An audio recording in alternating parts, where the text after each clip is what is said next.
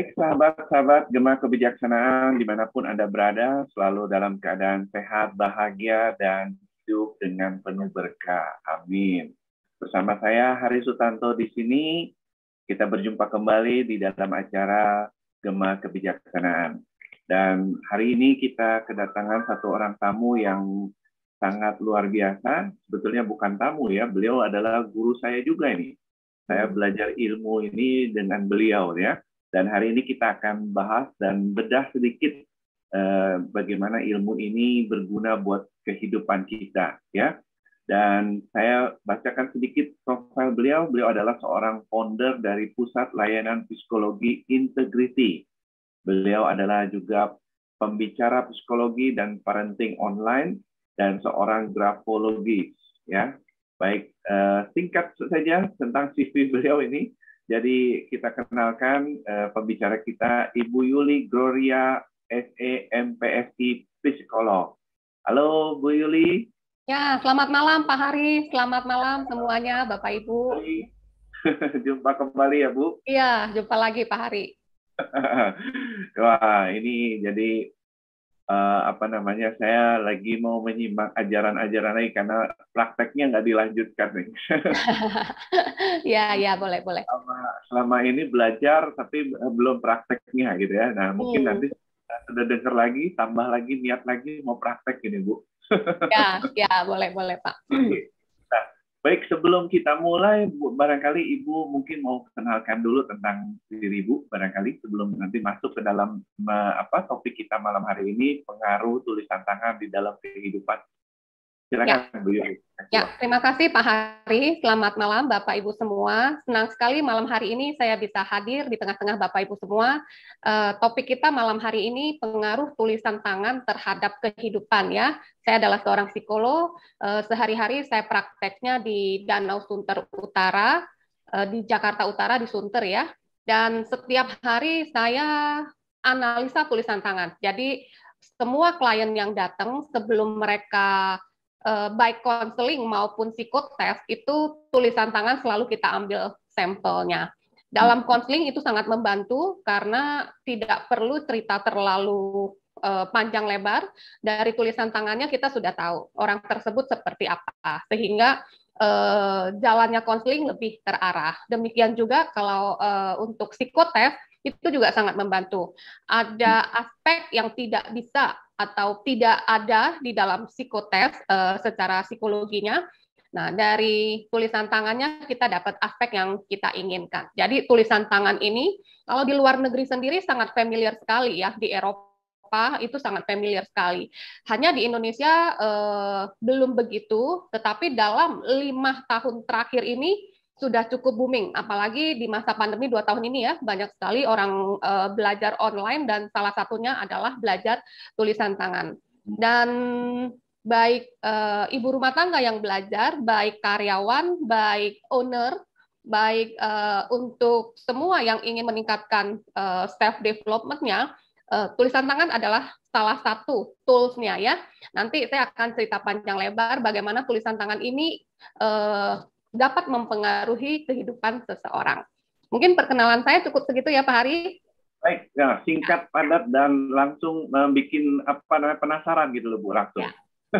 Oke, silakan Bu Yuli, bisa dilanjutkan mungkin dengan penjelasan yang lebih lanjut tentang apa itu grafologi, kenapa dia bisa mempengaruhi tulisan kehidupan seseorang dengan melalui tulisan tangan ini. Ya, silakan. Oke. Baik, kita mulai materinya ya. Saya mau share screen dulu sebentar.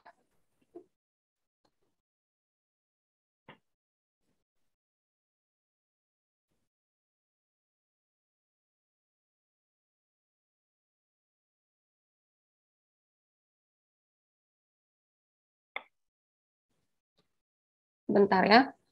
Ya, silakan Bu, nggak apa-apa.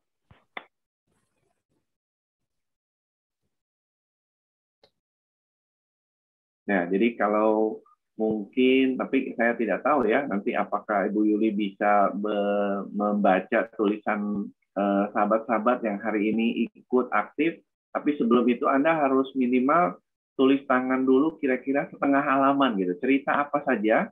Nah, nanti mungkin Anda boleh screenshot kalau memang ada, kita tampilkan kalau Anda mau dianalisa gitu ya.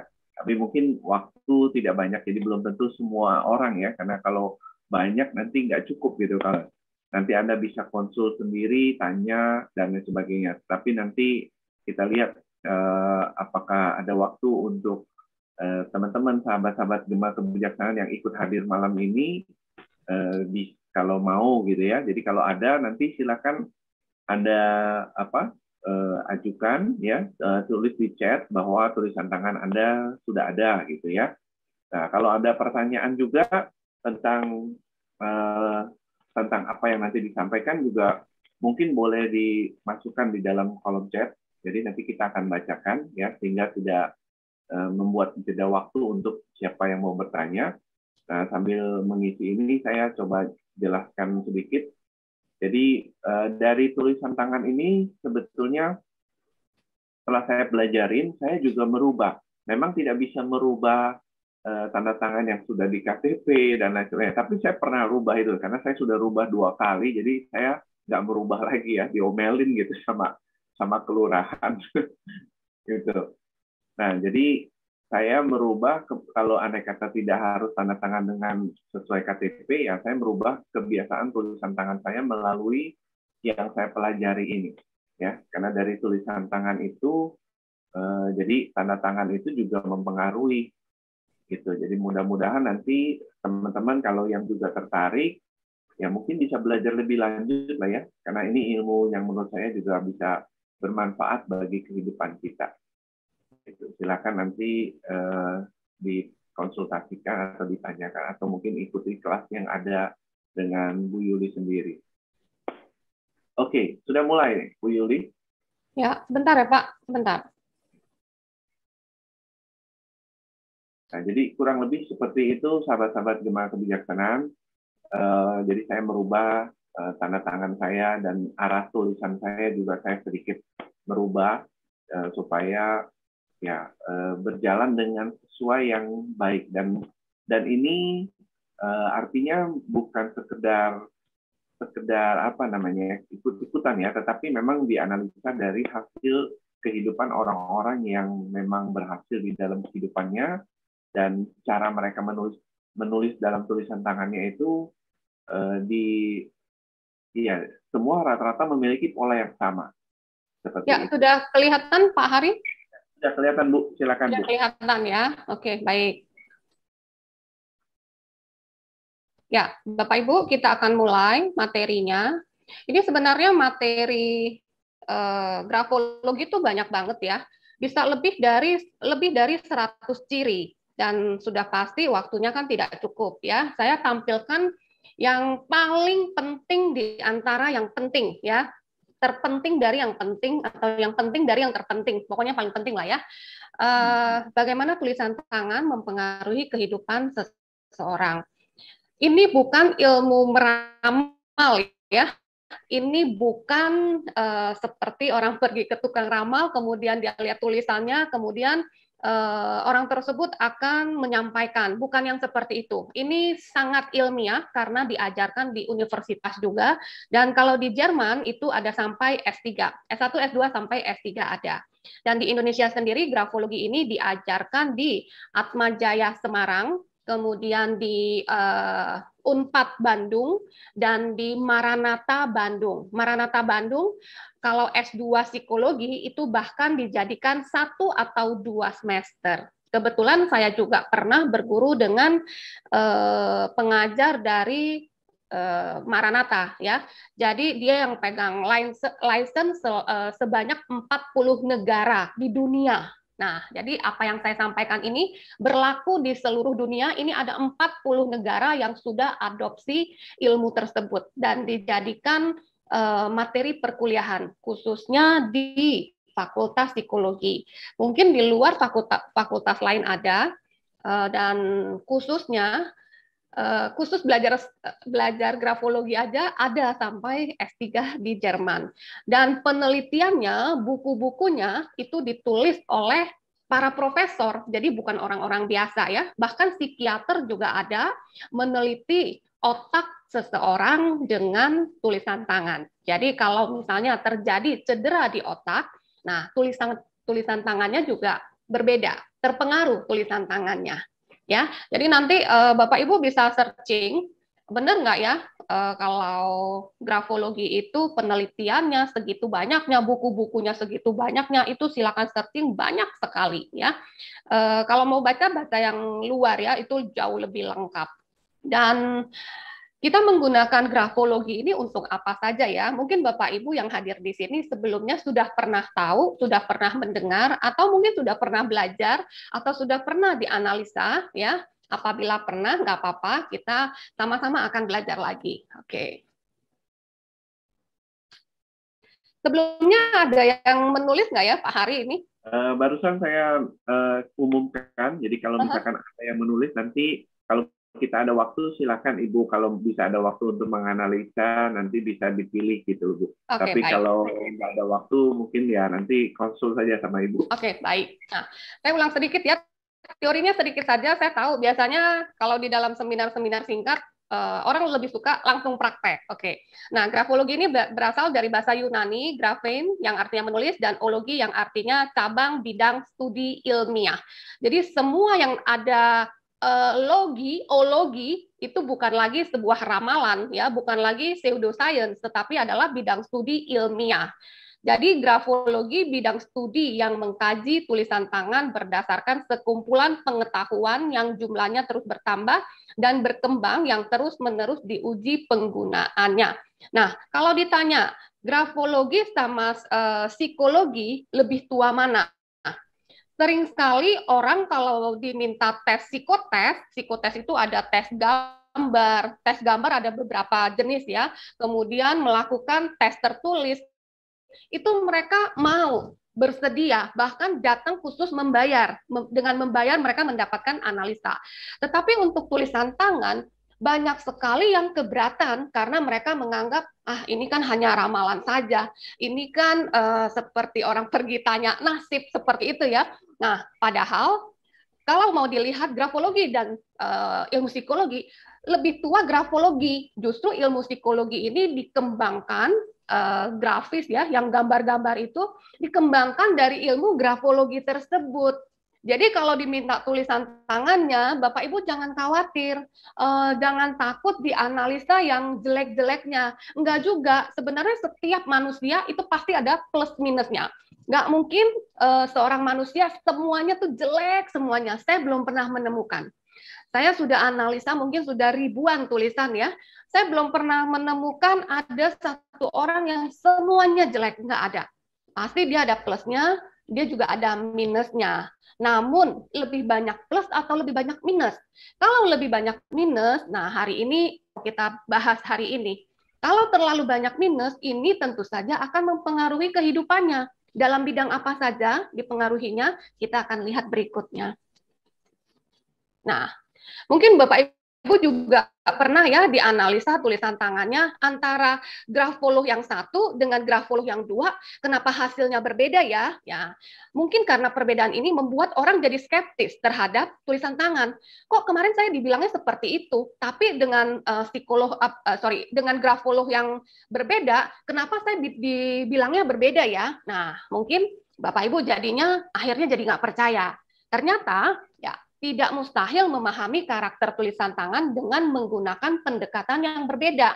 Ternyata ada pendekatan yang berbeda ya terhadap asal-usul yang spesifik seperti halnya bidang medis dan psikologi mendapatkan hasil penelitiannya bahkan ketika memulai penelitiannya dari sikap yang berbeda-beda. Nah, pendekatan grafologi ini juga macam-macam Bapak Ibu. Ada metode Prancis ya, ada metode Jerman. Kemudian ada metode holistik.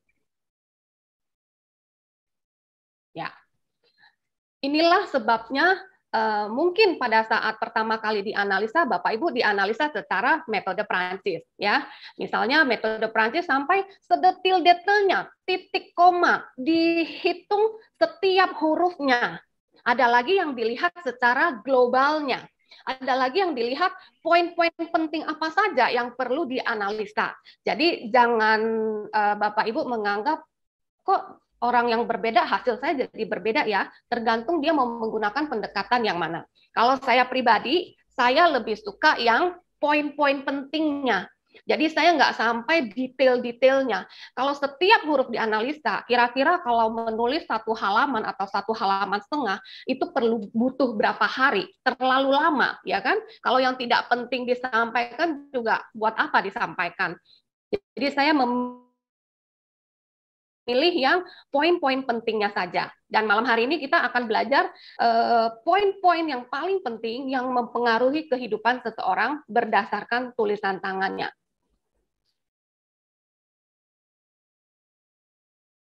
Nah, ini sejarahnya, ini tidak usah kita pelajari. Artinya sudah mulai dianalisa sejak 300 sebelum Masehi. Kira-kira belum pada lahir ya, kalau saya sih belum lahir tahun itu ya.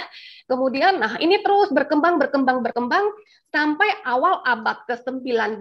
Nah, awal abad ke-19 adalah awal mulanya psikologi ini menjadi sebuah ilmu. Kita lihat di awal abad ke-19, tulisan tangan ini sudah menjadi sebuah buku, ya, sudah ada organisasinya. Nah, bayangkan, berarti sudah jelas jauh lebih tua tulisan tangan dibanding ilmu psikologi itu sendiri.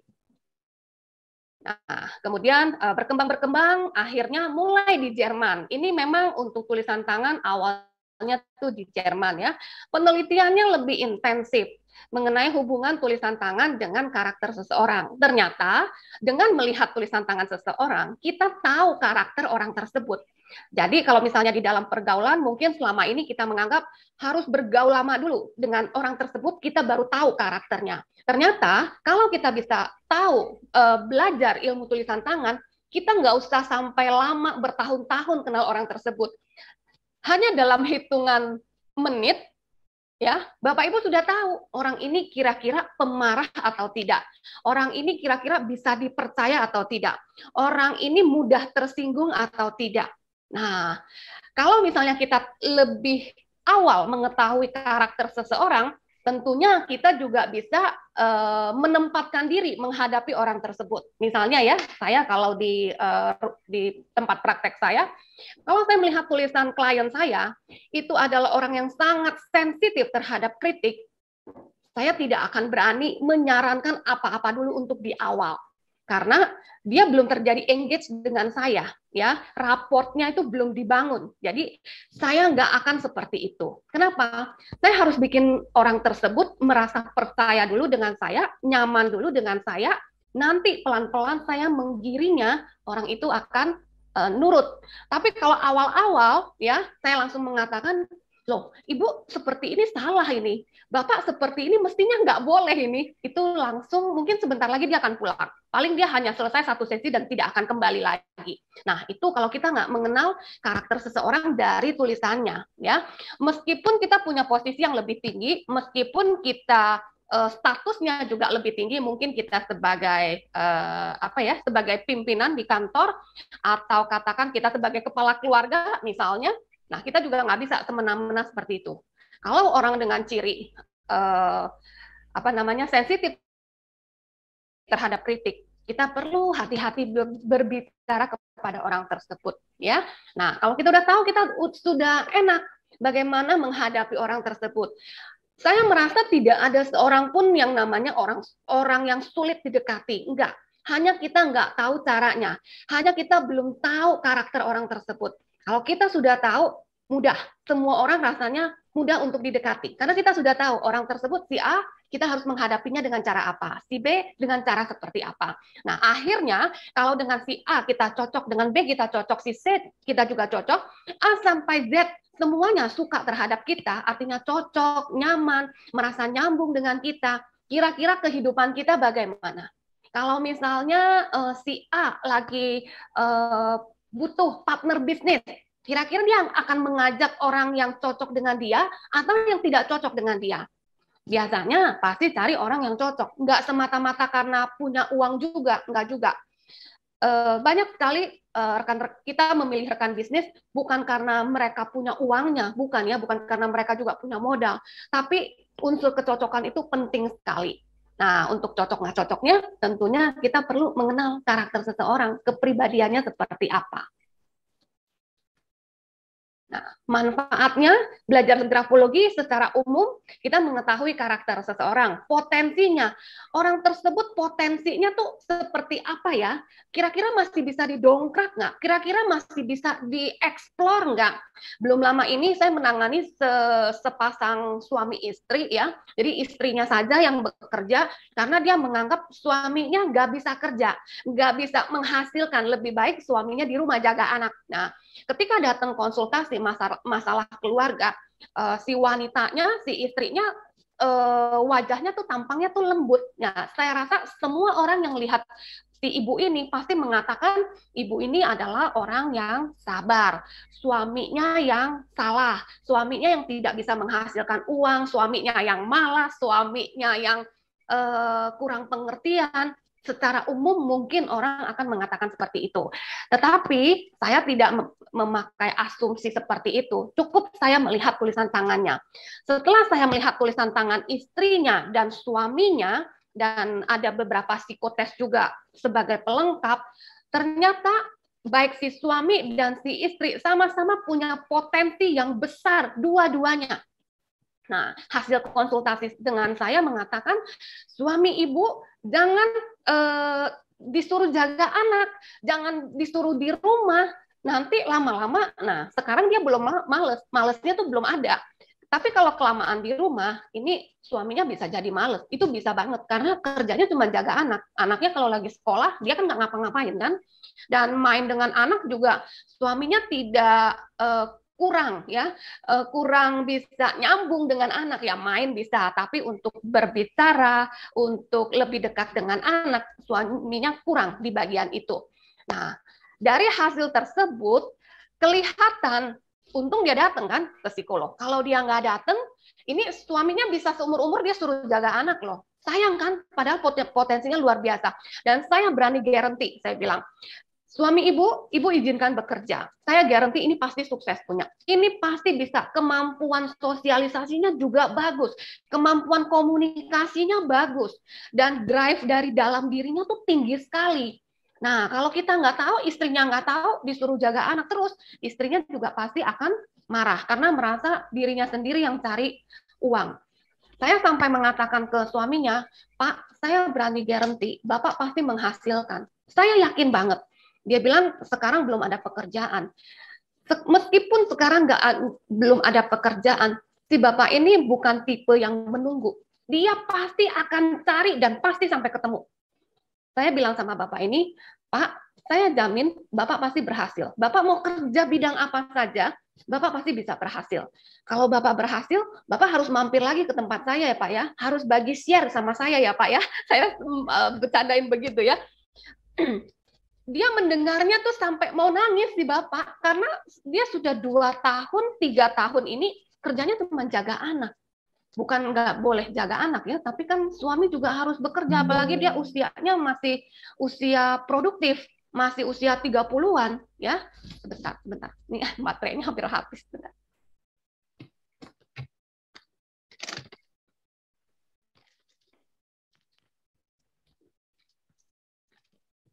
Oh, ada Bante ya. Oh, ini ada Bante yang ini. Oh ya, selamat malam Bante. Ya. Nah, dari tulisan tangan ketahuan ya potensi seseorang. Motivasinya juga ketahuan. Orang tersebut males-malesan atau orang yang selalu termotivasi, orang yang selalu semangat, itu juga kelihatan. Dorongan yang ada dalam dirinya, emosinya juga kelihatan. Nah, kalau yang mau cari jodoh, lihat tulisannya juga bisa. Ini calon pasangannya, ini calon pacarnya, orang yang emosinya bagaimana? Stabil atau tidak stabil? Suka marah atau cukup sabar? Ya, dan mentalnya yang seperti apa? Kecenderungan intelektual, kecerdasannya juga kelihatan dari tulisan tangan. Kekuatannya apa, kelemahannya apa, itu kelihatan semua. Kemudian kalau kita sudah tahu, nah tentunya bisa dioptimalkan dengan tepat ya. Kemudian kalau ada konflik dalam diri, itu juga tahu ya. Ada orang yang masih kebawa sama masa lalunya, membuat masa sekarangnya tidak bisa move on, tidak bisa bergerak maju. Ini juga kelihatan dari tulisan tangan. Kemudian untuk orang tua, nah orang tua juga bisa memahami potensi anak. Saya banyak sekali membawakan seminar khusus untuk orang tua. Bagaimana melihat tulisan tangan anak-anak, orang tuanya lebih paham anaknya seperti apa. Ada anak-anak yang kurang jujur. Saya tidak mengatakan tidak jujur ya, kurang jujur. Nah, ketika menemui anak-anak yang kurang jujur, biasanya orang tua marahnya kepada anak. Padahal kalau di dalam ilmu grafologi, biasanya saya juga selipkan ilmu psikologinya. Mengapa anak tidak jujur? Faktor peran dari orang tua itu juga ada. Nah, di bagian orang tuanya ini saya juga memberikan tips, memberikan saran untuk diselesaikan dulu, dibereskan dulu. Nanti anaknya baru mulai belajar jujur. Nggak bisa tiba-tiba anaknya saja yang marahin atau anaknya saja yang disalahkan. Nggak bisa juga. Anak akan terus belajar berbohong apabila anak tersebut yang diomelin sementara orang tuanya juga tidak introspeksi dari pola asuhnya, ya. Kemudian anak cocoknya di jurusan apa ya pendidikannya, di jurusan IPA atau IPS, itu juga kelihatan dari tulisan tangannya. Sehingga orang tua juga ketika anak bingung misalnya mau ambil jurusan apa ya, bisa sih mereka tes di psikolog, tetapi sebenarnya dari tulisan mereka sudah tahu anak tersebut lebih cocok di IPA atau di IPS. Kemudian, nah ini untuk bagi pasangan, ini sering sekali saya melayani keluarga-keluarga, pasangan-pasangan yang ribut karena perbedaan tulisan tangan. Ini nanti bisa dilihat dari huruf M dan N, tapi mungkin malam ini nggak sempat ya. Nah, banyak sekali yang bisa kita kupas dari hanya tulisan tangan. Kalau bisa, itu 1,5 halaman, kalau bisa. Tapi kalau misalnya sampai benar-benar sudah tidak tahu mau tulis apa, ya sudah, 1/2 halaman saja tidak apa-apa. Tapi kalau bisa 1,5 halaman, supaya lebih banyak ciri yang bisa diungkap ya. Kalau nulisnya sedikit, misalnya kebetulan huruf tertentu tidak muncul, nah itu tidak dapat dianalisa. Tapi kalau nulisnya panjang, sudah pasti A sampai Z itu kan keluar semua ya. Ya Z mungkin jarang, A sampai Y ya, X dan Z mungkin jarang, nggak apa-apa, itu kan paling hanya kurang 2 huruf. Jadi kalau bisa tulis sepanjang mungkin 1,5 halaman, itu analisanya akan jauh lebih komplit. Kira-kira ya, kalau pasangan yang bisa melakukan KDRT itu juga kelihatan di tulisan tangan. Kemudian gay, lesbian itu juga bisa kelihatan di tulisan tangan. Penyimpangan-penyimpangan seksual itu juga bisa kelihatan di tulisan tangan. Nah, kita melihat, kalau kita bicara grafologi ini, belajar tentang kepribadian seseorang, untuk mengetahui kepribadian seseorang. Sebenarnya kepribadian itu dibentuk dari apa ya? Yang pertama genetik, artinya kepribadian saya sudah pasti menurun dari papa mama saya, dari orang tua saya. Jadi kalau misalnya orang tua saya suka marah misalnya ya, kalau itu turun ke saya, dari kecil pun saya punya bibit suka marah karena secara genetik menurun ya. Hanya menurunnya banyak atau sedikit, ya itu masing-masing orang mungkin berbeda. Tetapi ada faktor genetiknya.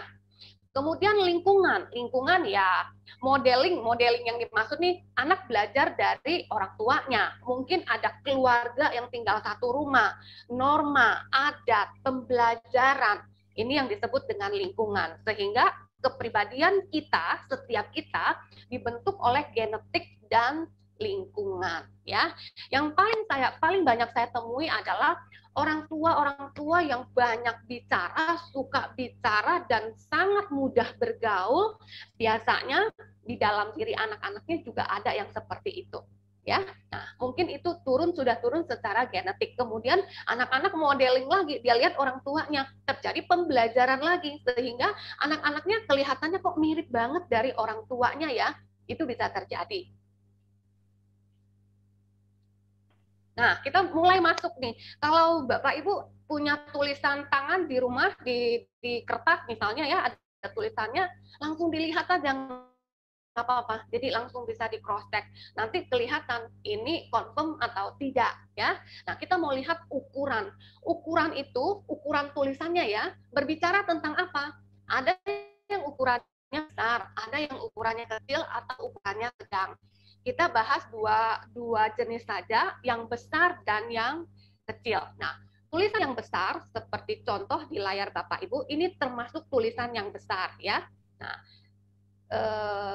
orang dengan tulisan yang besar itu biasanya mereka memiliki minat sosial cukup tinggi, suka bertemu dengan orang, suka bergaul, suka bersosialisasi, itu tulisan yang besar. Mereka jarang yang namanya mengurung diri sendiri, malas berteman itu bahkan tidak pernah terjadi ya, kecuali misalnya lagi sakit atau ada masalah tertentu. Ketika masalahnya sudah beres, katakan dia sudah sembuh, orang-orang tersebut nggak mungkin berdiam diri di rumah sendiri, itu nggak mungkin. Dia pasti akan keluar, dia akan cari teman, dan itu sangat mudah membentuk pertemanan yang baru dengan siapapun. Mereka cukup cukup bisa berbaur karena punya minat sosialnya cukup tinggi. Kemudian mereka ekstrovert dengan siapapun mereka bisa bicara, bisa nyambung ya, tulisannya yang besar. Kemudian tulisannya yang kecil, mereka biasanya konsentrasinya bagus ya, tapi mereka nggak begitu suka ketemu banyak orang atau sering-sering bertemu dengan orang. Tapi kalau orang yang konsentrasinya tinggi untuk pekerjaan yang membutuhkan ketelitian, itu bagus sekali. Nah, kalau tulisan yang besar ada satu lagi, percaya dirinya juga besar. Tulisan yang kecil bukannya dia tidak percaya diri. Kalau dia tulisannya sudah kecil, nanti ada huruf tertentu, di huruf T, barnya kalau di bawah ya, huruf T kan ada barnya tuh, ada stripnya ya, ada stripnya. Kalau itu di bawah ditambah lagi tulisannya kecil, ini disebut orang yang kurang percaya diri. Nah, jadi kalau misalnya tulisannya sedang bagaimana? Ya berarti percaya dirinya sedang saja, biasa-biasa saja. Kalau yang tulisannya besar, orang tersebut pasti sangat pede. Ya, pasti sangat pede. Saya belum pernah ya menemukan tulisannya besar tapi T-barnya rendah ya. Kalaupun ada T-barnya rendah, yang tampak di luar orang tersebut pasti cukup pede. Nanti di bagian-bagian tertentu saja dia kurang pede, tapi itu bagian tertentu. Secara overall orang tersebut pasti cukup pede. Dimanapun dia berani bicara sama orang, suruh dia perform, itu dia berani. Tapi kalau yang tulisannya kecil ditambah lagi T-barnya dia rendah, ketemu orang dia malu, bicara sama orang baru dia nggak berani. Untuk melakukan semua aktivitas yang baru, yang bertemu orang, pasti tidak berani. Apalagi suruh bicara, public speaking, udah pasti dia nggak berani. Ya, nah Bapak Ibu sudah tahu ya, dari ukuran kelihatan percaya diri seseorang, kemudian dia berminat nggak pada sosial, ekstrovert atau dia introvert, ya konsentrasinya bagaimana? Bukan berarti tulisan besar konsentrasinya kurang, jangan dibalik begitu ya. Ya, karena yang besar ini dia lebih banyak ketemu sama orang, ngobrol. Kalau enggak dia keluar ruangan, dia nggak bisa duduk di meja gitu ya, kerja di belakang meja banyak nulis begitu, dia nggak tahan. Bisa hanya sebentar, habis itu ya dia pergi lihat-lihat ke depan, nanti dia ngobrol. Kalau di kantor ya, dia akan lihat aja ke temennya lagi ngapain. Kalaupun temennya nggak bisa diganggu, semuanya sibuk, dia akan ke toilet, mundar mandir, nanti minum. Nah, ini ciri-ciri orang yang tulisannya besar. Dia nggak bisa duduk lama-lama di balik layar begitu, dia nggak bisa. Tapi kalau yang tulisannya kecil, dia bisa begitu datang jam 9, tet, sampai jam 12, dia baru keluar makan, itu dia tahan. Yang tulisannya besar dia nggak tahan. Sudah mungkin mundar mandirnya sudah 4-5 kali. Ya, nah itu perbedaannya. Ini yang tulisannya kecil, ini yang tulisannya kecil. Untuk ukuran Bapak Ibu bisa lihat sendiri. Kalau Bapak Ibu punya 3 sampel, nah Bapak Ibu cari ya, yang tulisannya besar kayak tadi, kemudian yang sedang, kemudian yang kecil. Nah, tinggal di compare saja ya. Kalau Bapak Ibu sudah pernah punya tulisan yang kecil, itulah jadikan sebagai acuan. Jadi nggak usah bingung, ini kecil atau sedang ya. Secara kasat mata sebenarnya sudah kelihatan ya. Nah, sekarang sudah bisa ya analisa satu ya dari sisi ukuran. Nah, kalau misalnya Bapak Ibu tulisannya kecil, ya nggak suka kan, kurang suka bertemu dengan orang, kurang nyaman, kumpul-kumpul banyak orang. Nah, otomatis teman sedikit atau banyak dibanding yang tulisannya besar. Lebih banyak mana temannya? Sudah pasti yang tulisannya besar, temannya lebih banyak. Di mana-mana dia bisa kenal. Dari ujung gang sampai ujung jalan besar, itu dia kenal semua. Tapi yang tulisannya kecil tadi, dia meskipun dia jalan-jalan tersebut, gang-gang tersebut, dia akan nunduk jalannya.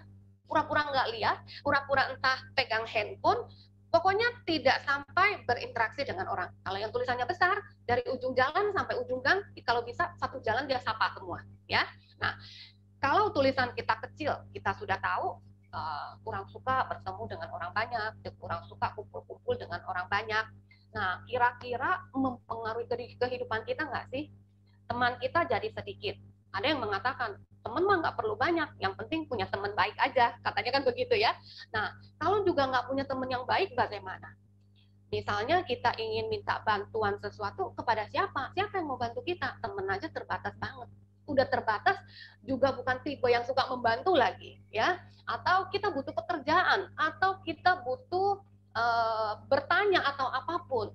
Sudah pasti kan lebih tepat channelnya yang mana? Yang tulisannya besar dan karena mereka punya minat sosial yang tinggi, ya. Tapi tidak bisa dilihat dari satu aspek saja. Nanti masih ada aspek yang lain. Kalau saya tulisannya kecil, tapi teman saya banyak loh. Nah, kita lihat apa yang mempengaruhi tulisan kecil tapi bisa punya teman banyak. Ada nanti, ya. Jadi kita harus nanti lihat kombinasi yang lain juga. Sekarang kita melihat spasi antar kata. Jadi kalau di contoh ini ya, saya malu, ya. Saya malu, yang baris paling atas. Ini kira-kira antara saya yang pertama dengan saya yang kedua dan saya kemalu, katanya spasinya deket nggak? Deket ya, deket sekali ya. Nah, ini artinya kebutuhan dekat dengan orang lain, mudah berbagi, privacy. Kalau Bapak Ibu lihat tulisan masing-masing atau tulisan anaknya, spasi antar katanya tuh dekat sekali ya. Nah, perlakukan orang tersebut apa? Kalau jalan dia digandeng, jalan dia dipeluk, ya, dirangkul, itu mereka akan suka sekali. Kalau ngobrol biasanya mereka juga suka tepuk-tepuk kita. Tanpa sadar ya, tepuk aja. Kemudian kalau jalan tanpa sadar, dia gandeng juga. Itu biasanya spasinya tuh dekat. Kebutuhan dia dekat banget dengan orang lain, ya. Kemudian kalau yang spasinya jauh, nah dia membutuhkan ruang spasi lebih besar. Ini banyak terjadi di suami istri. Istrinya spasinya dekat, suaminya spasinya jauh. Ini kalau kira-kira jalan ke mall, ini biasanya suaminya jalan sendiri. Dia nggak bakal gandeng istrinya. Sementara istrinya pengen digandeng. Nah, ini bisa jadi ribut nggak? Ribut, pasti. Karena suami istrinya pengennya digandeng, suaminya merasa nggak enak. Gandeng-gandeng dia risih. Si istri pasti kalau jalan dia akan gandeng suaminya. Suaminya tanpa sadar dia akan lepaskan. Tangannya pasti begini. Dia akan lepaskan. Dia nggak nyaman. Digandeng-gandeng, dideket-deketin, dia nggak nyaman. Dia butuh ruang privacy. Nah, kalau sama-sama sudah tahu, biasanya ya mungkin memilih tempat tertentu, momen tertentu. Jadi nggak seterusnya juga jalannya masing-masing. Salah satunya kalau nggak paham, ini pasti jadi konflik, jadi masalah. Mempengaruhi kehidupan nggak? Mempengaruhi kehidupan suami istri jadi nggak harmonis begini. Ya, nah, kita lihat yang spasinya lebar ya, yang jauh, ini yang dekat, yang contoh yang ini yang dekat. Nah, lihat ya, antara satu kata ke kata berikutnya itu lebar banget nih. Ini yang jauh, ini yang jauh. Ini orang kalau lagi jalan, dia nggak mau digandeng, jangan dirangkul, biarin aja, dia pasti jalan sendiri. Dan kalau lagi bicara, ngobrol sama temen, dia jarang yang namanya, misalnya dia elus-elus temennya, dia apa ya, pukul-pukul temennya, itu jarang, pasti tidak pernah yang tipe begini. Tapi tipe yang tadi, kebutuhan dekat dengan orang lain itu besar sekali. Nah, jadi sudah tahu ya, lihat tulisan ibu dengan tulisan suami atau tulisan anak dengan tulisan orang tua. Sehingga tahu kebutuhannya apa. Oke, berikutnya. Ini penting banget kemiringan nih. Nah, ini yang mempengaruhi emosi seseorang. Kenapa itu orang suka marah ya? Kok mudah marah ya? Nah, ternyata nanti lihat dari slant-nya, ini atau kata lainnya slant ya. Slant itu lihat ya, tulisannya arahnya ke kanan, tegak, atau ke kiri arahnya ya. Kalau tulisan-tulisan yang ke kanan, itu adalah ciri-ciri orang yang responsif. Dia cepat dalam menjawab, cepat dalam bertindak, cepat dalam membantu. Pokoknya responsif sekali orangnya. Orangnya juga terbuka. Emosional di sini bukan emosional yang marah, bukan. Emosional di sini artinya dia mudah jatuh kasihan sama orang. Dia mudah sedih lihat keadaan orang seperti itu, dia langsung hatinya kayaknya aduh nyes banget gitu ya. Dia kasihan banget, dia terharu banget. Kemudian kalau lagi ada berita bahagia, dia juga mudah tertawa, dia juga mudah senang. Ini ciri-ciri orang yang emosional ya. Kemudian, nah sentimental ya, mudah bersimpati sama orang. Kira-kira kalau orang yang tulisannya ke kanan, seperti yang dicontoh layar Bapak Ibu ya, ini arahnya, kemiringannya atau slant ya, disebut slant, ini ke kanan. Nah, kalau orang-orang yang seperti ini ya, responsif, terbuka, emosional, mudah bersimpati, sentimental, kira-kira pekerjaan yang cocok buat dia apa? Kira-kira dengan ciri seperti ini. Dia mudah kasihan sama orang, dia mudah membantu orang karena kasihan dengerin cerita orang ya. Nah, biasanya orang-orang yang bekerja di bagian-bagian sosial, ya, guru juga iya, psikolog juga iya, tapi psikolog juga perlu rasional karena dalam menegakkan diagnosa dia nggak bisa karena kasihan kemudian diagnosanya dia ubah gitu supaya orang tua anak misalnya nggak stres, nggak begitu juga. Dalam menyampaikan segala sesuatu, psikolog juga perlu rasional.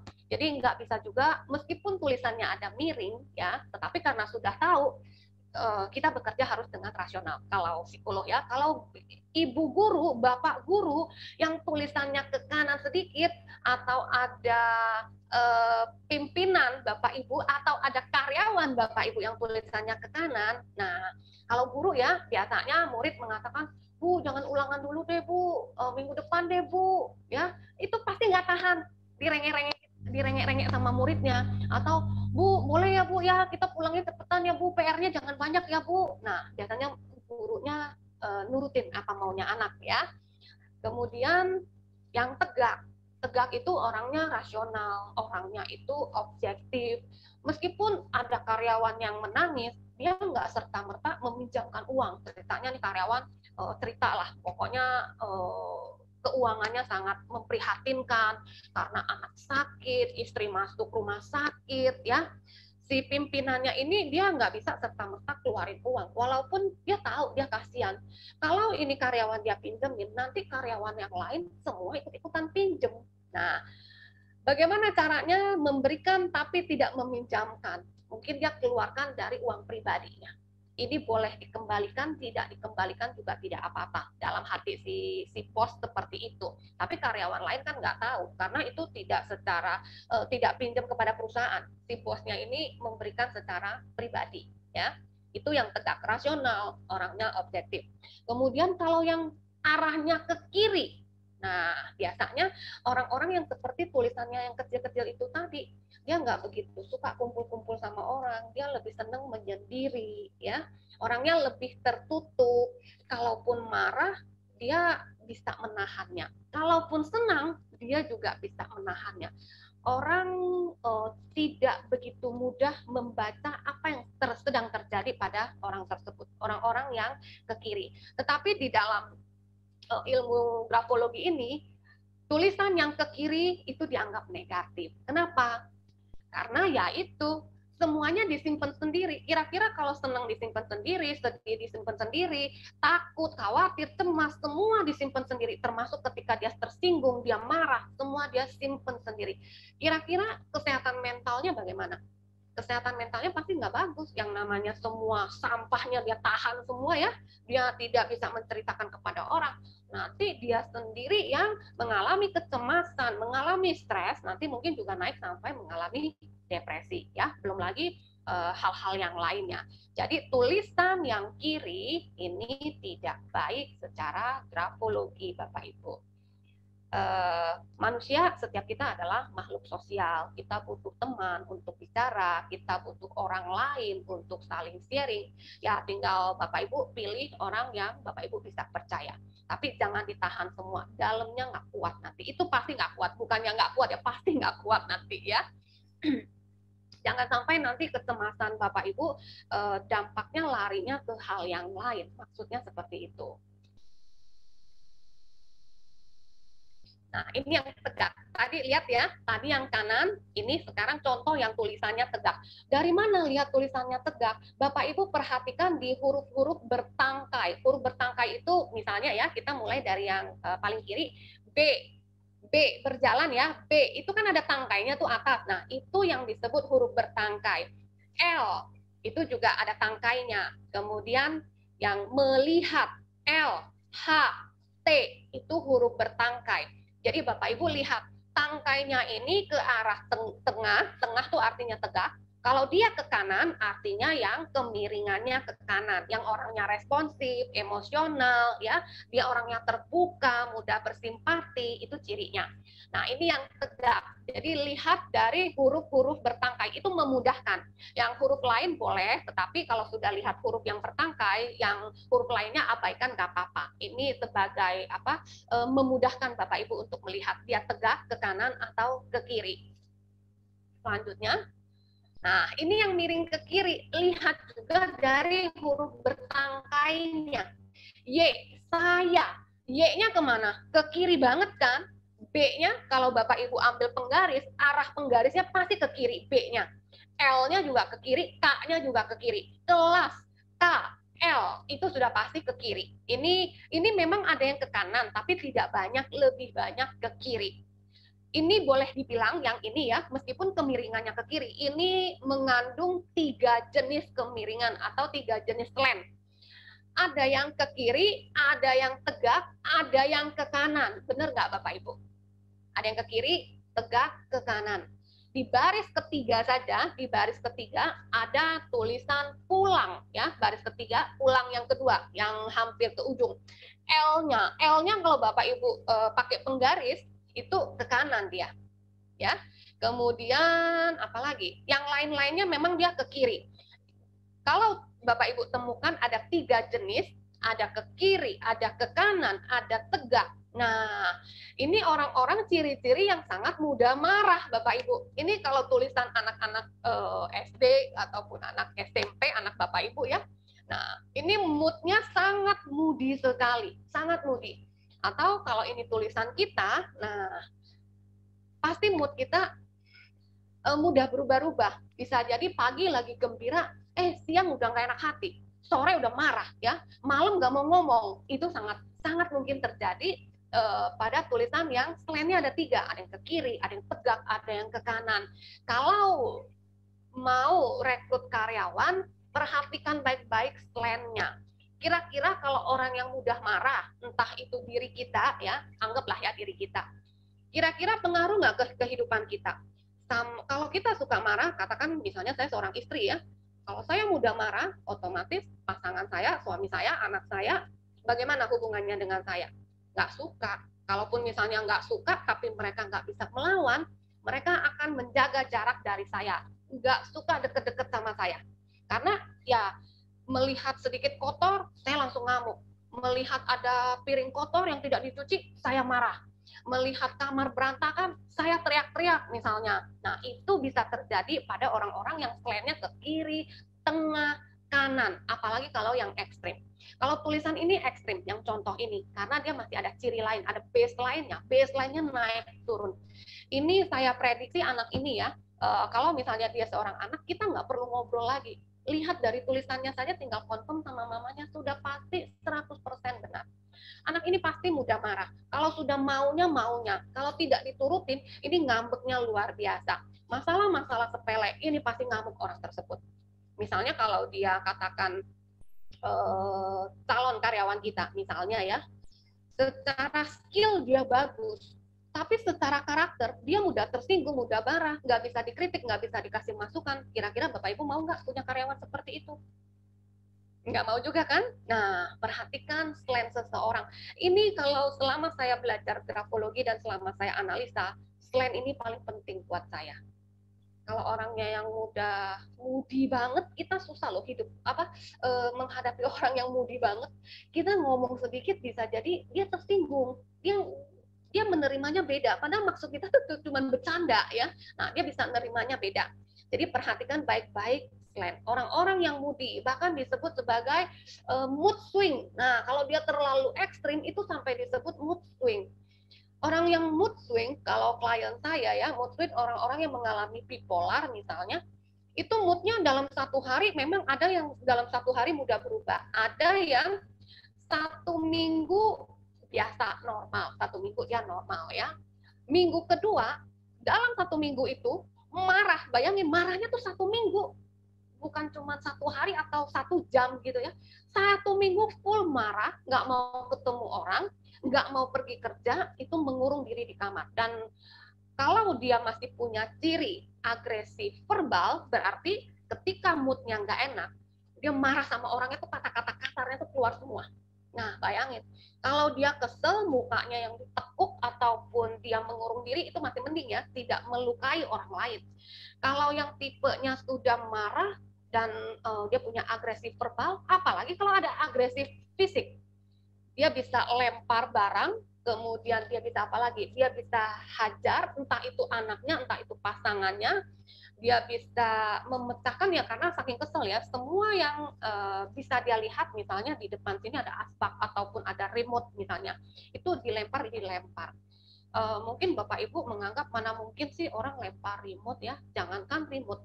Klien saya anak usia 14 tahun, itu laptop sudah nggak tahu habis berapa biji. Laptop loh Bapak Ibu. Kalau lagi marah, dia main game kelamaan, ditegur oleh orang tua. Dia nggak seneng ditegur, mungkin orang tuanya juga agak kasar ya tegurnya. Ini laptopnya dibanting Bapak Ibu. Lebih dari 3 laptop sudah habis. Belum lagi kaca, pintu kaca kamarnya yang pecah. Dimarahin sama orang tuanya karena makannya berantakan, sudah usia 13-14 tahun, makannya berantakan, papanya mungkin maksudnya pengen mendidik dia ya, cuman mungkin menyampaikannya agak kenceng, agak kasar, dia nggak seneng, dia masuk ke kamar, pintunya jepret gitu, itu langsung pecah, bener-bener kasarnya tuh pecah. Nah, jadi di rumah, bahkan di kamarnya sendiri, dia mengatakan kepada saya, dindingnya itu terbuat dari gipsum, itu udah sampai bolong. Anak 14 tahun, dia marah, dia keluarin emosinya tuh tonjok ke dinding dan itu bolong. Jadi laptopnya, pintu kamar, dinding itu hancur. Anak 14 tahun. Ya, dia memang ke tempat saya untuk terapi emosinya ya. Nah, ini baru satu slant, padahal masih ada gabungan dengan baseline. Tadi kalau misalnya dia punya ciri agresif verbal, fisik ya, berarti lebih kalau marah keluar lagi atau dia banting-banting barang. Bayangkan kalau punya 3 ini. Nah, kira-kira seperti apa? Mudah nggak menghadapi orang yang seperti itu? Nggak mudah. Meskipun kita sudah tahu, nggak mudah juga kalau orang tersebut nggak sadar. Ya, ini kan termasuk kekurangan ya.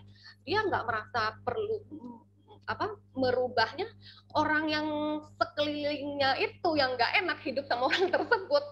Ya, kalau dia marah apa saja, kata-kata apa saja bisa keluar. Kita nggak bisa prediksi kapan dia seneng, kapan dia bisa terima apa yang kita katakan. Meskipun kita sudah hati-hati, mendadak aja dia bisa moodnya langsung berubah. Mendadak saja dia langsung tersinggung. Itu bisa terjadi pada orang yang slantnya tengah tegak ke kanan, kiri kanan tegak ya. Sulit diprediksi kapan dia enak, kapan dia bisa diajak bercanda, kapan dia bisa diajak bercerita. Kadang kemarin bisa diajak cerita, hari ini ketika kita mau cerita, kita mau sharing sama dia bisa mengatakan, lu pikir gue sampah lu apa ngomong terus. Nah, itu bisa terjadi. Saya banyak menangani klien-klien seperti itu, sehingga entah itu kakaknya, adiknya, orang tuanya, pasangannya sulit menebak, mendekati orang tersebut. Harus bagaimana mereka jadinya nggak tahu. Akhirnya ya semua menarik diri dari orang tersebut. Kira-kira kalau kita sebagai kita nih seorang entrepreneur lah ya, ataupun misalnya kita profesional, mempengaruhi nggak kehidupan kita. Kalau kita punya ciri seperti itu, pasti mempengaruhi orang males berhubungan dengan kita. Kalau bisa nggak usah ketemu kita, karena mungkin kata-kata kita banyak menyakiti orang, ya mungkin juga sikap kita, wajah kita ketemu orang juga kok kadang baik, kadang dia mukanya nggak enak dilihat gitu ya.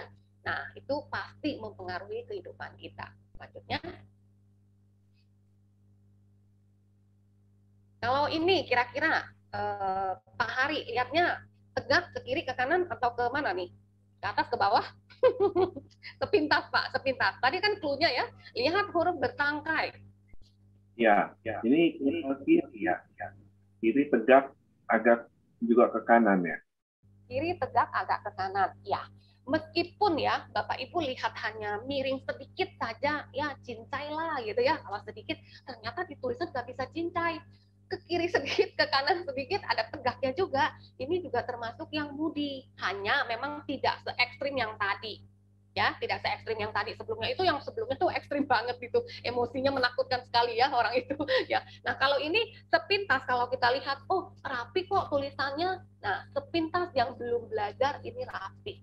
Tapi kalau yang sudah belajar tulisan, kelihatan memang ada yang ke kiri, ada yang ke kanan, meskipun ringan.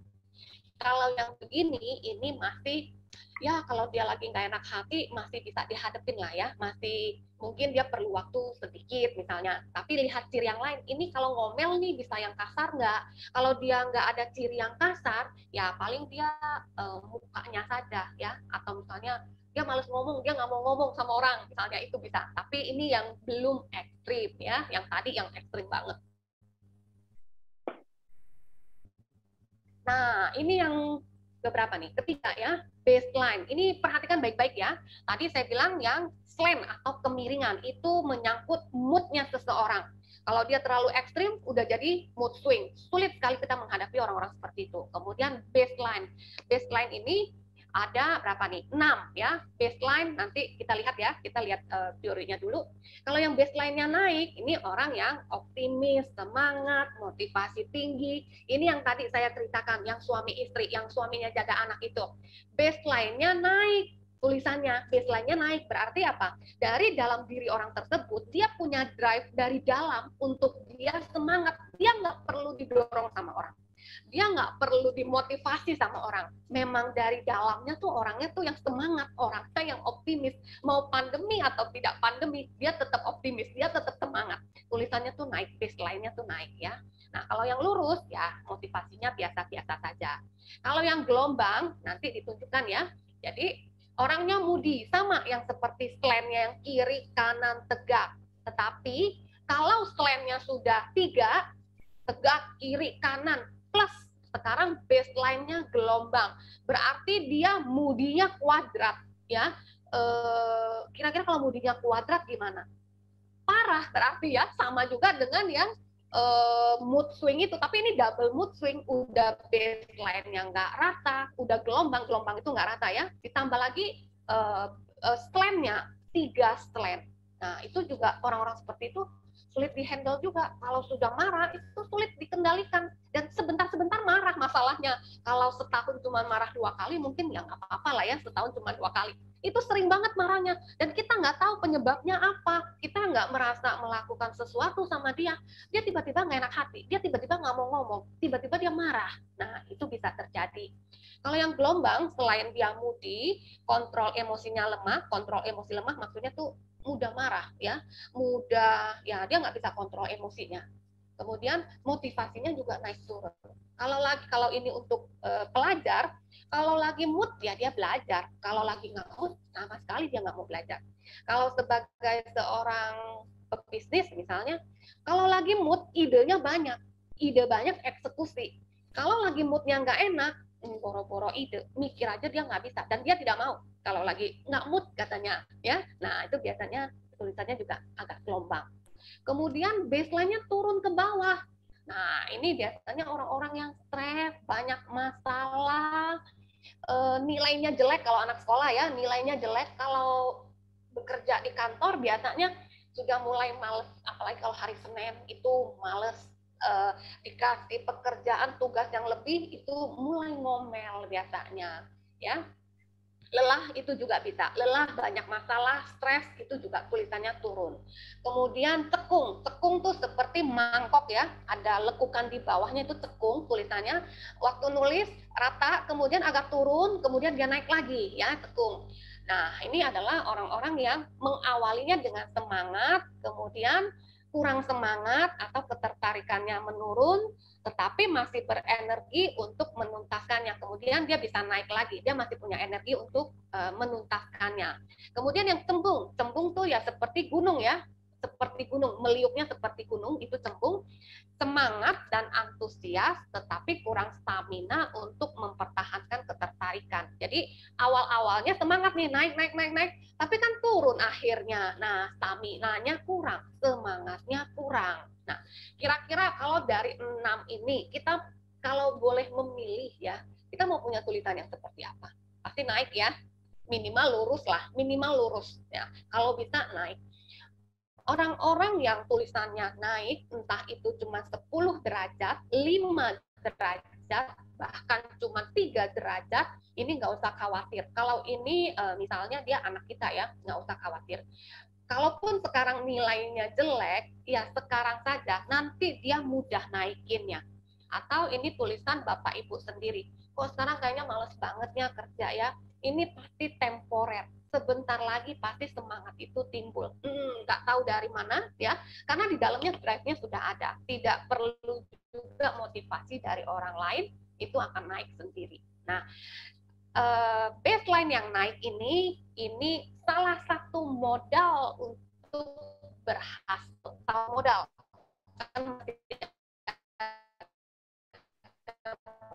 modal yang lain ya, salah satu base-nya tuh naik. Karena kalau kita sudah semangat, kira-kira kita bisa mencapai nggak apa yang mau kita raih?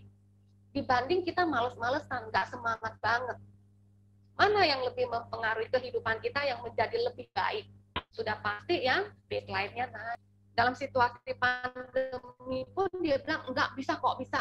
Kita pasti bisa. Nanti kita cari caranya. Ya, kemudian meskipun suasana situasi ekonomi belum kondusif, tapi dia punya semangat. Nggak apa-apa, kita coba, kita bangun dulu aja dari sekarang. Nanti masalah jalannya tahun depan nggak apa-apa. Yang penting sekarang kita sudah siap semua. Itu orang-orang yang punya semangat ya, motivasinya tinggi, tidak terkendala dengan situasi. Enggak, dia tetap punya semangatnya. Oke.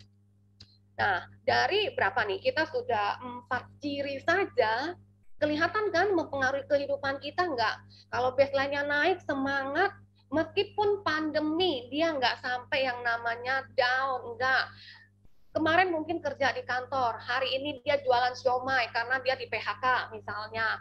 Siomaynya sudah tidak laku, dia akan cari lagi jual apa lagi. Dia nggak pernah, aduh lagi pandemi ya, emang pantes lah kalau ekonomi lesu, hanya bisa berkata-kata. No, orang tersebut dia nggak pakai berkata-kata, dia akan eksekusi, dia akan usaha. Ya, dan meskipun dapatnya sedikit, nggak masalah buat dia happy, buat dia itu bekerja tuh happy untuk orang-orang tersebut ya. Tadi kalau slide-nya dia lurus, segala sesuatu dia nggak pakai perasaan, dia pakai logika, dia juga nggak pakai marah, nggak perlu marah juga kan, nggak selamanya marah itu menyelesaikan masalah, malah lebih banyak nggak selesai masalahnya, menimbulkan masalah baru kalau kita sedikit-sedikit marah, sedikit-sedikit marah ya.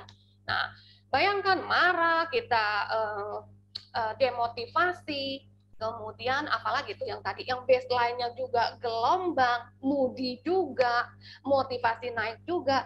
Kira-kira kehidupan kita gimana? Terprediksi nggak? Pasti naik turun kehidupan kita. Pasti naik turun. Kalau lagi mood, ya kira-kira menghasilkan deh. Ya, kalau lagi mood juga, ya adalah temen, karena pengen pergi cari temen. Tapi kalau lagi nggak mood, nggak juga. Nah, dari sini aja sudah kelihatan ya, kehidupan kita terpengaruh banget dengan ciri-ciri yang ada di dalam tulisan kita. Wah, ini udah jam 9 ya, Pak? Nggak terasa ya, Pak ya? Padahal masih banyak banget ini, Pak. Wah, kayaknya udah nggak bisa dilanjutin ini, Pak. Belum Q&A ya. Lupa saya nggak lihat waktu. Ya. Ini menarik banget, Pak, kalau sudah bahas tulisan ya. Ini kan ada 100 lebih tuh item cirinya. Ya, mungkin kita sampai di sini dulu ya, Pak ya. Oke, baik. Kalau ada yang mau bertanya silakan. Mungkin Ibu kasih contoh yang tadi sudah ini ya, ini yang naik, terus yang satu itu yang ada 6. Ini naik ya, naik tapi banyak coretan ya, lihat nih, naik tapi banyak coretan. Nah, ini coretan juga ada artinya. Nah, ini yang lurus ya, yang tadi. Oke, ini terakhir ya Pak ya. Ya. Ini yang gelombang naik turun, lihat nih. Nama saya dari nama naik lagi, turun lagi, lihat naik turunnya. Ada naik, ada turun. Ada yang gelombang juga, ada yang cembung juga, ada. Ini kombinasi semua.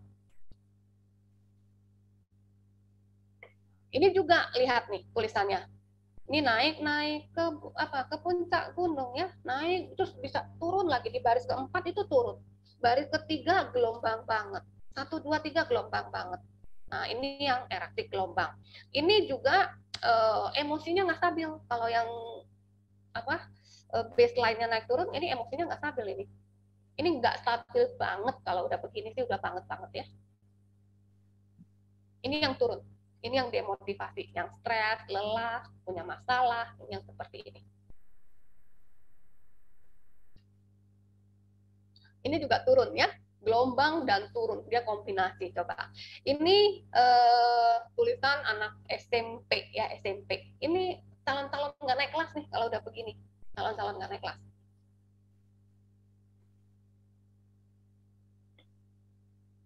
Ini yang kayak mangkok, tekung. Ini lihat ya, dia turun ke bawah, dia baru naik lagi. Walaupun yang lain ada yang turun, ya, ada yang gelombang, sama.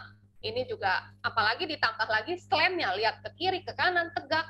Nah, ini double-double sekali ini.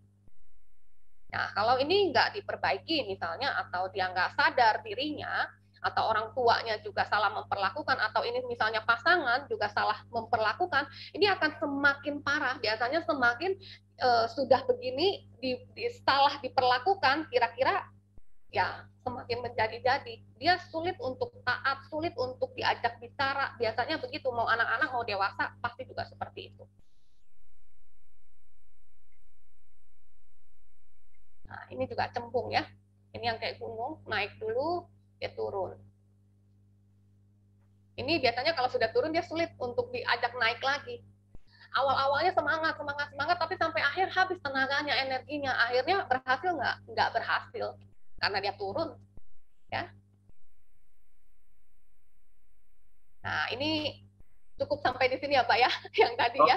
Baik. Ya, sebenarnya kecemasan buat orang tua juga, ini juga bisa berlaku. Cuman karena terbatas waktu ya. Oke, baik. Masih ada Q&A? Ya, baik. Terima kasih Bu Yuli. Wah, menarik sekali ini. Memang ya berasa. Saya pun diamkan aja gitu, meskipun sudah lewat gitu ya. Oh, iya. Oke, tadi ada yang bertanya, siapa ya yang bertanya, yang dari peserta, mungkin saya kasih ini untuk bertanya, Yogi Iren atau siapa tadi ya? Bisa mungkin raise hand lagi tadi? Ada? Mau tanya? Terus kalau mungkin Ibu bisa analisa sedikit satu orang, ada Bante yang mau dianalisa ini? Boleh. Ya, oke, kalau gitu saya kasih ke Bante, tolong saya jadikan panelis. Bante masuk ya. Nanti share tulisannya di sana. Saya sudah promote ke jadi panelis. Bante bisa masuk, Bante? Sudah bisa masuk? Bante, sudah ya? Oke. Nah, saya jadikan Bante ini ya, co-host ya. Silakan tampilkan tulisannya langsung, Bante ya. Ya, Bante. Tunggu, saya share screen dulu. Ya, baik. Bisa share screen langsung. Nah, bagi teman-teman yang mau bertanya, boleh raise hand ya. Nah, ini tulisan Bante. Bisa mungkin nggak ya? Agak dekat nggak ya? Lagi, Bante. Tunggu. Ya. Agak di zoom lagi, sedikit lagi, Bante. Ya. Oke. Nah, oke, baik, cukup. Sebenarnya kalau untuk analisa itu tidak boleh pakai kertas yang bergaris, mesti kertas yang polos, tapi nggak apa-apa. Kalau memang jam terbangnya sudah cukup tinggi, bisa sebenarnya, tapi untuk pemula itu sebaiknya yang kosong. Ini bisa ya, ini bisa dianalisa. Bentar ya, saya agak lihat. Ini sudah pasti spiritualnya tinggi. Dilihat dari huruf-huruf bertangkainya tinggi nih, panjang-panjang semua, ya. Spiritualnya ini bagus. Waduh. Ini bukan karena Bante saja ya, saya bicara seperti itu. Selain spiritualnya tinggi, ini idenya juga banyak. Jadi kalaupun Bante, mungkin nanti untuk acara ini, acara itu, banyak sekali ide-ide yang akan Bante berikan. Idenya ini cukup banyak. Spiritualnya tinggi. Orang yang mudah menerima masukan dari orang lain. Dalam mengambil keputusan, pola pikirnya dalam memutuskan sesuatu nggak bisa langsung kalau sama Bante. Jadi Bante biasanya, misalnya contoh ya, kita perlu beli kursi nih Bante. Bante akan pikir dulu, ini kursi yang lama emang kenapa?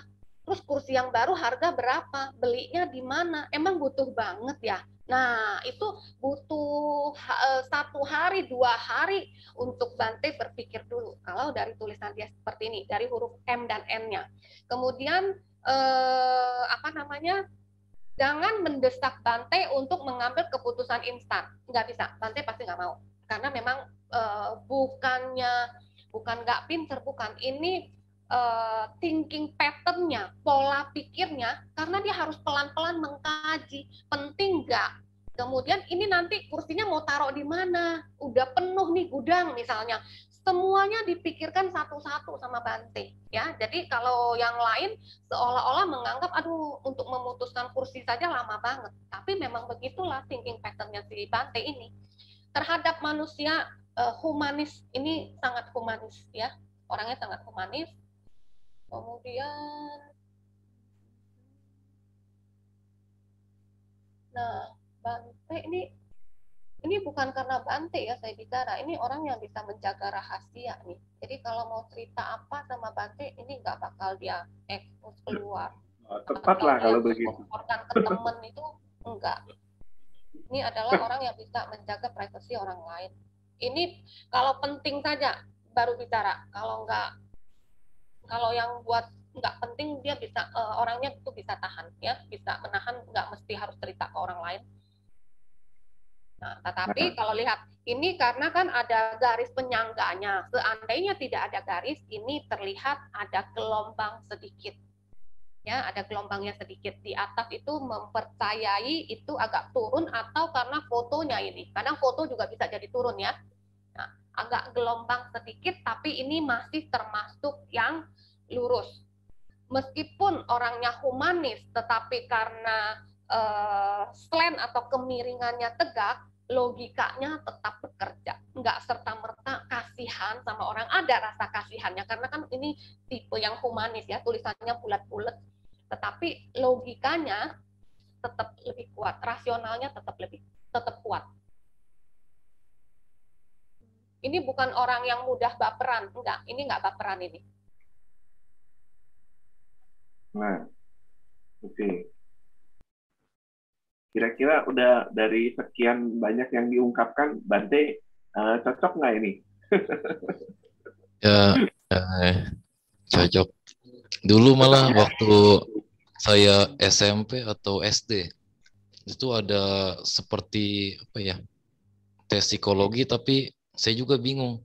Kenapa kok bisa tanpa saya ceritakan mereka tahu gitu? Nah, mungkin aja dari tulisan saya pada saat itu. Oh. Nah, ini meskipun Bante tidak bercerita masalah orang, jadi dia bisa menjaga privasi orang lain ya. Tapi Bante ini termasuk orang, kalau orang lain mengajak Bante bicara, ini bisa nyambung dari satu topik ke topik lain, itu akan smooth banget nih. Ini lancar nih kalau diajak bicara. Misalnya ya, habis ngomongin soal kesehatan, kita ngomongin soal hukum, habis itu ngomongin soal apa lagi? Budaya, negara, apalagi itu akan nyambung dengan mudah karena Bante punya ciri nih di bagian bawah ya, 3 baris dari bawah, sesuatu. Nah, dari T ke U-nya itu loh yang menggambarkan orang yang mudah mengalir, ngobrol tentang apa saja. Jadi ini kalau dijadikan teman diskusi, ini termasuk yang enak ini.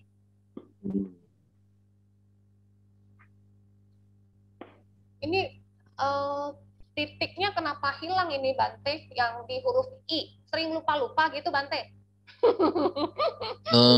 Saya merasa lebih simpel nggak pakai titik. Itu Simpel. semuanya nggak ada titik ya? Semuanya? Biasanya nggak pakai, nggak suka ribet kan. Oh, tapi ada yang ada, tapi ada Ada. juga yang hilang ya? Ini karena salah satu catatan saya waktu kuliah. Hmm, Saya kan lagi kuliah juga di STAB Budi Dharma Medan. Ini waktu semester 2 awal kalau nggak salah. Kalau ada, tapi juga ada yang hilang, nah itu biasanya pengaruh ke daya ingat. Sering lupa. Ya, misalnya, aduh ini udah catet di mana ya catatannya ya, lupa misalnya. Terus apalagi ya, udah keluar, lupa bawa apa gitu. Padahal itu barang mesti penting, mesti dibawa, kita lupa. Tapi kalau semuanya sama sekali nggak ada titiknya sama sekali, itu biasanya kalau yang dia suka, dia baru kerjakan. Kalau dia nggak suka, dia nggak akan kerjakan gitu dirinya. Cuman ini di tulisan ini ada yang tidak. Jadi lebih ke daya ingatnya. Ini termasuk tulisan yang kecil atau yang sedang ini? Ini kalau ada compare-nya, ada perbandingannya baru bisa kita sebut ya, ini kecil atau sedang. Tapi kalau ada lagi yang lebih kecil dari ini, berarti ini termasuk sedang. Cuman ini slant-nya memang ada yang ke kanan, ada yang tegak ya. Jadi sometimes nggak teganya tuh muncul banget ini buat Bante, nggak tega, nggak sampai hati. Nah itu muncul karena dari kanannya itu cepat sekali membantu, cepat sekali menjawab karena responsifnya kan ada ini. Kemudian ya lebih kurang itu. Kalau misalnya ditulis kalau lebih panjang tulisannya lebih banyak ciri yang bisa terdeteksi. Tapi nah ini spasi antar katanya ini juga termasuk yang lebar ya. Spasi antar katanya termasuk yang lebar. Oke, ini bagus nih ininya, spiritualnya oke, ide-idenya juga banyak. Oke. Cukup ya Bante, ada mau tanya Bante? Enggak, sudah cukup. Terima kasih banyak. Ya, terima kasih. Ya, teman-teman, ada yang lain tadi yang resen masih mau tanya? Tidak ada? Tidak ada ya? Oke, kalau tidak ada, saya mau mau tunjukin teman-teman kalau nanti mau ikutin ini Ibu Juli akan memberikan satu pelatihan ya, pelatihan tentang grafologi itu tapi khusus untuk rekrutmen gitu. Jadi ini bagi sahabat-sahabat yang bisa ikutin untuk bagaimana misalnya mencari karyawan ya. Dan ini 4 kali pertemuan ya, 4 kali pertemuan.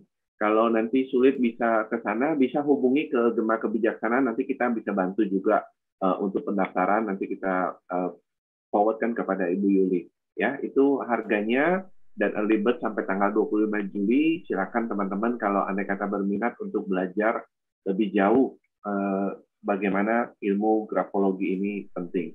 Jadi memang saya belajar untuk buat pengetahuan ya, karena memang saya senang belajar ke sana ke sini gitu ya. Jadi untuk memperbaiki diri, untuk mengembangkan diri gitu. Jadi ilmu ini memang ada manfaatnya juga. Jadi seperti tadi Bu Yuli bilang, ya ini kan kalau ini kan belum masuk ke dalam tanda tangan kan. Tanda tangan saya berubah gitu. Yang dulu saya biasa bagaimana, sekarang saya bagaimana gitu kan. Nah, tulisan saya memang kalau dari dulu tuh udah naik. Jadi memang ciri khas saya udah seperti itu gitu. Ya tadi seperti Ibu Yuli bilang, saya punya motivasi, memang saya udah dari dalamnya seperti itu. Jadi cirinya itu sudah kelihatan. Jadi ketika belajar, oh saya makin dikuatkan. Oh ternyata benar. Memang saya dari dulu ada motivasi sendiri di dalam diri yang kuat gitu untuk bergerak, untuk memperbaiki, terus untuk maju di dalam hidup. Jadi teman-teman bisa tahu untuk bisa lebih mengenal diri sendiri juga sih sebetulnya. Ya.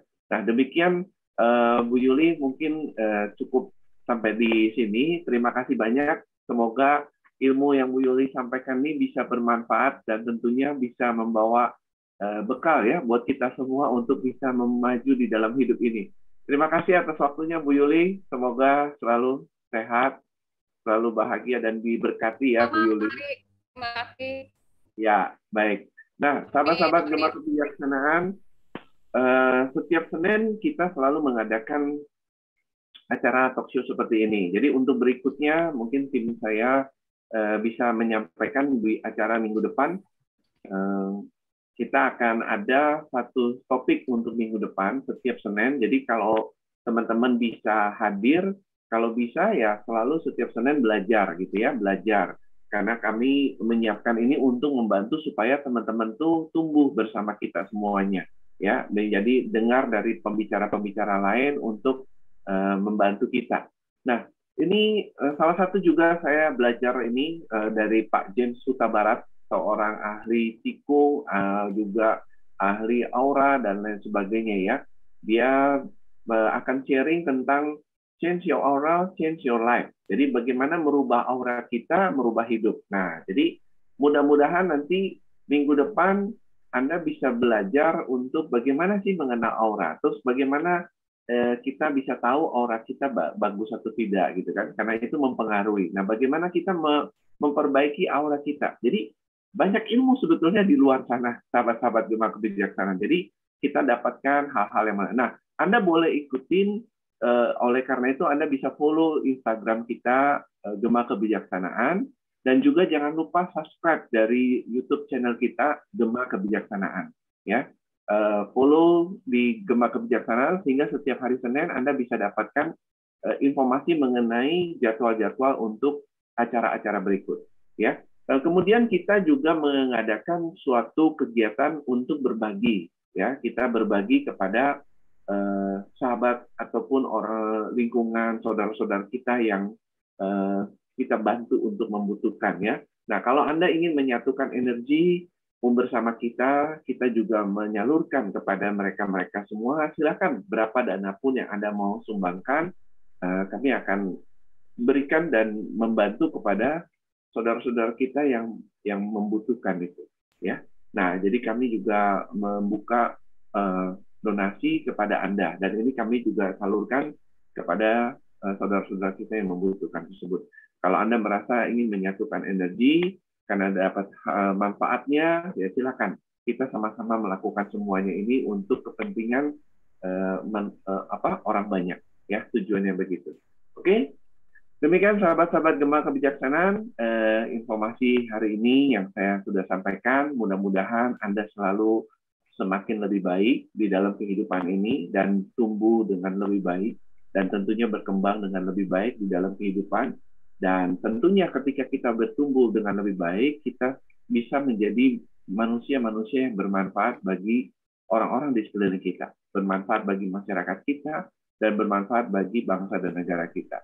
Tentunya itu akan membangun negara kita menjadi lebih baik lagi, ya. Dan mudah-mudahan melalui perubahan itu dimulai dari kita sendiri, dari kita, ya, kita belajar, kita kembangkan, dan kemudian kita kontribusikan untuk masyarakat dan untuk negara, bangsa dan negara kita.